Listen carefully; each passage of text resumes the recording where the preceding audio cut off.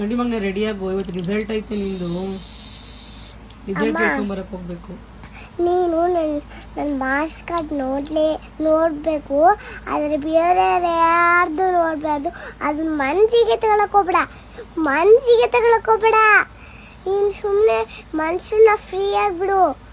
ಅದನ್ನ ಮನ್ಸಿಗೆ ತಗೊಳಕೋಬೇಡ. ಬೇರೆ ಮಾರ್ಕ್ಸ್ ಕಾರ್ಡ್ ಮಾತ್ರ ನೋಡ್ಲಾ? ನನ್ನ ಮಾರ್ಕ್ಸ್ ಕಾರ್ಡ್ ಅಷ್ಟೇ ನೋಡು, ಬೇರೆ ಮಾರ್ಕ್ಸ್ ಕಾರ್ಡ್ ಅಂತೂ ಮುಟ್ಲೇಬೇಡ ನೀನು, ಆಯ್ತಾ? ನೀನು ಓಲ್ ಚೆನ್ನಾಗಿ ತೆಗ್ದಿದ್ಯಾ ಮಾರ್ಕ್ಸು? ಹೌದಾ, ಸರಿ.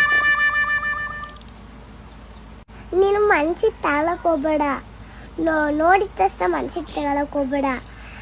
ಮನ್ಸಿಗೆ ತಗೊಳಕ್ ಹೋದ್ರೆ ಆಮೇಲೆ ಮನ್ಸಿಗೆ ತಗೊಳಕ್ ಹೋಗ್ಬೇಡ.